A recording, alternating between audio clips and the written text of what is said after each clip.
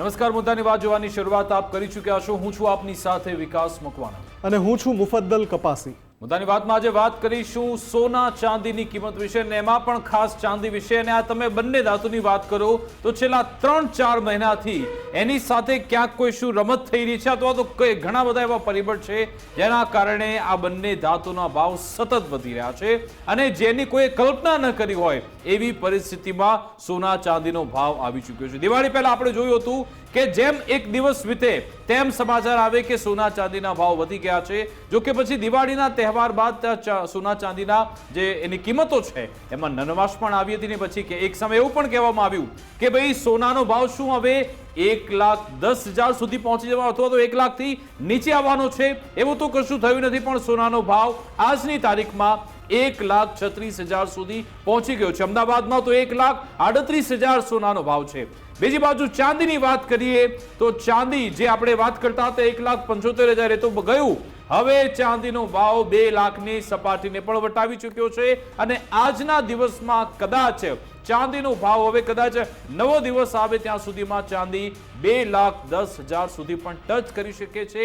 એની પાછળનું કારણ એ છે કે એની ડિમાન્ડ જોરદાર છે, પણ પ્રોડક્શન ખૂબ જ ઓછું થઈ રહ્યું છે। અને એમાં પણ હવે ચીન, ખંદુ ચીન, એણે એક ચાલ ચાલી છે।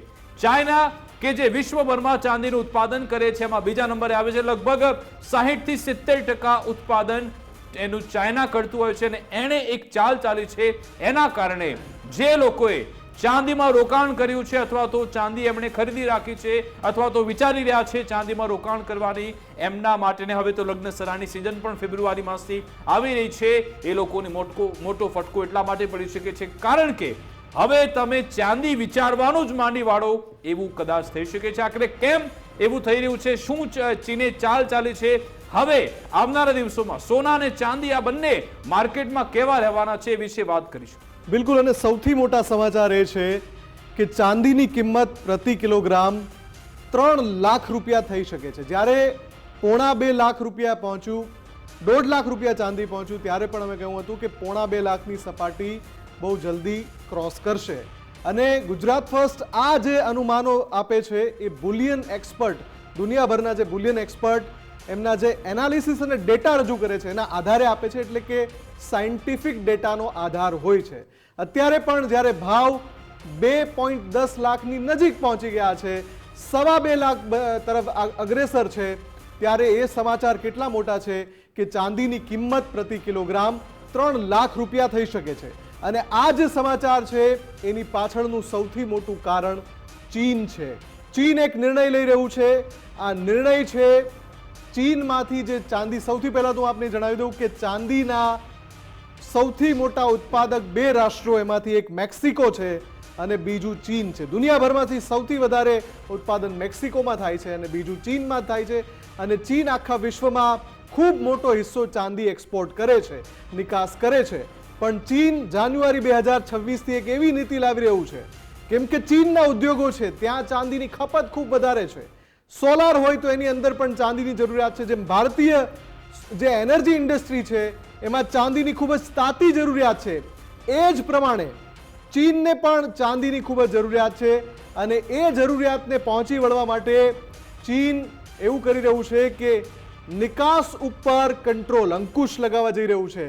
અને માત્ર કેટલીક ગણી ગાંઠી કંપની છે એને જ નિકાસ માટેનું લાયસન્સ મળશે। આમ કરવાથી આખા વિશ્વમાં ચીનમાંથી જે જતું ચાંદી છે એના ઉપર અંકુશ લાગશે, રોક લાગશે। અને થશે શું?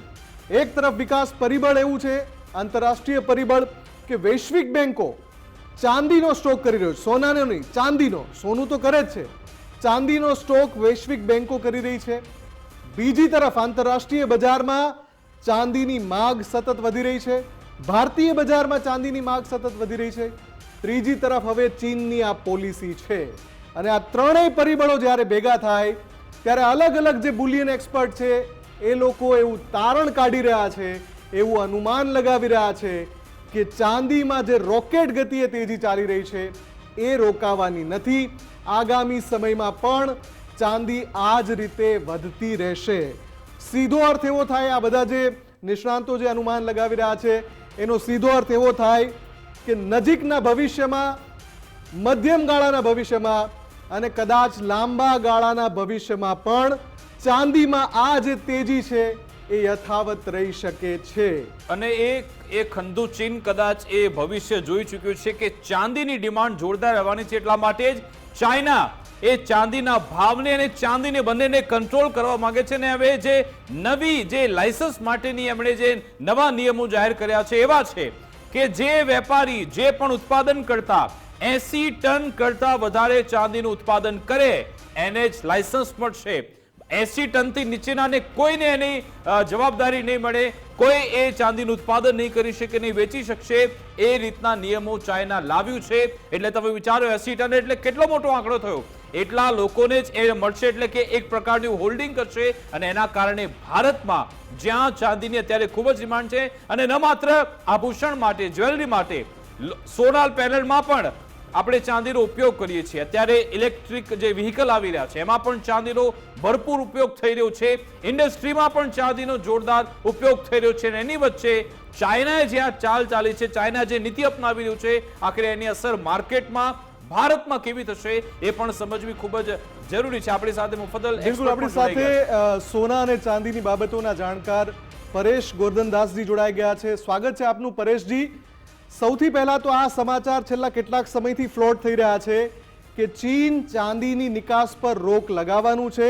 અત્યારે હવે ઘણા બધા બુલિયન એક્સપર્ટ એવું અનુમાન લગાવી રહ્યા છે કે ચાંદીમાં આજે તેજી જોવા મળી રહી છે એ બિલકુલ રોકાવાની નથી. 2026માં ઓર બુલેટ ગતિએ ભાગશે. આપનું શું આકલન? આપણે જયારે છેલ્લી ચર્ચા કરી હતી ત્યારે ચાંદી 2 લાખ કુદાવી દેશે તેમ દર્શાવેલું, અને અત્યારે એક મહિના ફ્યુચરમાં ચાંદીનો ભાવ આવી ગયો છે 2,17,000 ઉપર આવી ગયો છે. અને આજે જે તમે સમાચાર આપ્યા કે ચીન ચાંદીની નિકાસ અટકાવશે, તેને કારણે બજારમાં એકદમ સપ્લાયમાં શોર્ટેજ ઊભી થાય તે સ્વાભાવિક છે. અને તેથી આગામી દિવસોમાં હજી પણ ચાંદીમાં મોટો ઉછાળો જોવા મળે તેવી સંભાવના છે. તેમ છતાં એક બીજું પાસું પણ સમજવું જોઈએ કે હવે ચાંદી થોડીક ઓવરબોટની નજીક આવતી જાય છે. એટલે લગભગ 2 કે 3-4 સેશન પછી ચાંદીમાં એક મોટું કરેક્શન આવે તેવી સંભાવના દેખાય છે. બિલકુલ. આમાં ગોરધનદાસજી આપનું જે શું કહેવું છે, જે લોકો રોકાણ કરી ચૂક્યા છે અથવા તો ચાંદીમાં રોકાણ કરવા માંગે છે એમણે અત્યારે શું પગલું ભરવું જોઈએ? કારણ કે હવે તો સોના જેવી હાલત થઈ ગઈ છે ચાંદીની પણ. જેમ હમણાં દર્શાવ્યું કે ચાંદી અત્યારે એક મહિના ફ્યુચરમાં 2,12,872 નો ભાવ આવી ગયો, અને હજી પણ 3-4 દિવસ હજી મોટો ઉછાળો જોવાશે. પરંતુ તે પછી કોઈક એવું કારણ અપેક્ષિત છે કે જેને કારણે એક મોટું કરેક્શન ચાંદી અને સોના બંનેમાં આવે. એટલે હવે આ આવતા 7 દિવસ ચાંદી અને સોના બંને માટે અતિશય મહત્વના છે. અને તેથી હવેના દિવસોમાં એકદમ મોટી તેજી માટે ખાસ સંભાળવું.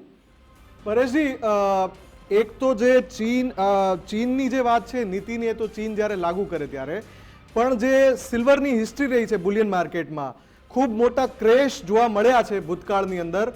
શું એ ક્રેશની આપ વાત કરી રહ્યા છો કે પછી પ્રોફિટ બુકિંગના કારણે કરેક્શન થશે? ના, મારી દ્રષ્ટિએ બજાર હવે અતિશય ઓવરબોટ ઝોનમાં આવી ગયું છે. એટલે એક પ્રોફિટ બુકિંગની સંભાવના હવેના તબક્કે મને નથી લાગતી. હવેના તબક્કે એક કોઈ નવું પરિબળ એવું ઊભું કારણે આવતા 7 થી 10 દિવસમાં એક બજારમાં ચાંદી અને સોના બજારમાં એક મોટું કરેક્શન જોવા મળી શકશે. ઠીક છે, આભાર. પરેશજી, આમાં એક અંતિમ સવાલ પૂછી લે કે ચાઇના જે નિર્ણય લઈ રહ્યું છે, પોતાની નિકાસ નીતિમાં ફેરફાર કરી રહ્યું છે, એની પાછળના કારણ તર્ક આપને શું લાગી રહ્યા છે? ભારતમાં શું અસર થઈ શકે છે? અને ખાસ જે 80 ટનનો આંકડો રાખ્યો, 80 ટન કરતા વધારે હોય તો જ નિકાસ કરી શકશો, એની પાછળના તર્ક આપને શું લાગી રહ્યું છે? એની લાંબી અસરો કેવી જોવા મળી શકે?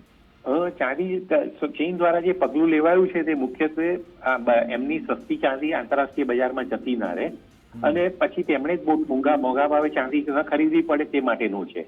તેમ છતાં હમણાં જ મેં દર્શાવ્યું તેમ આવતા 7 થી 10 દિવસમાં એક મોટા કરેક્શન ક્રેશની સંભાવના છે. અને તેથી બધા ખેલાડીઓએ આ ચીનના પગલા છતાં પણ ખાસ સંભાળીને કામ કરવું જરૂરી છે. બિલકુલ, આભાર પરેશજી, અમારી સાથે જોડાવા બદલ, વાતચીત કરવા બદલ. આ તરફ સોનાના ભાવ પણ સતત વધી રહ્યા છે. આજે વાત કરીએ તો 2100 જેટલો ભાવ ઉછાળો આજે સોનામાં આવ્યો છે, અને હવે સોનું 1.36 લાખને પાર પહોંચી ગયું છે. અમદાવાદની જ વાત કરીએ તો અમદાવાદમાં તો ભાવ તો 1.38 લાખ સુધી બોલાઈ રહ્યો છે.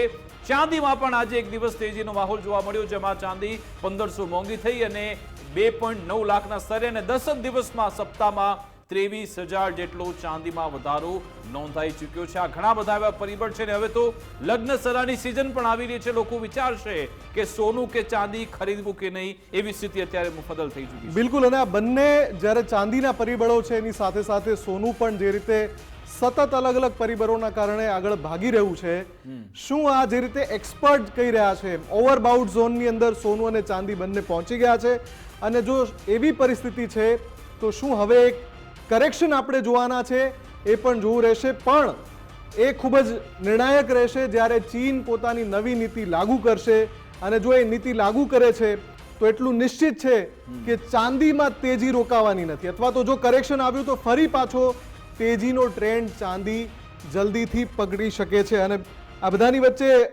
સમય પણ ઝડપથી ભાગી રહ્યો છે, અને બીજો પણ અગત્યનો મુદ્દો છે, એટલે એના તરફ વિકાસ ઝડપથી આપણે આગળ વધીએ. આમાં જે રોકાણકારો છે મુફદ્દલ, એ લોકો, જો તમારી પાસે અવેલેબલ છે, મૂડી છે, તો આ તમારા માટે ગોલ્ડન તક છે.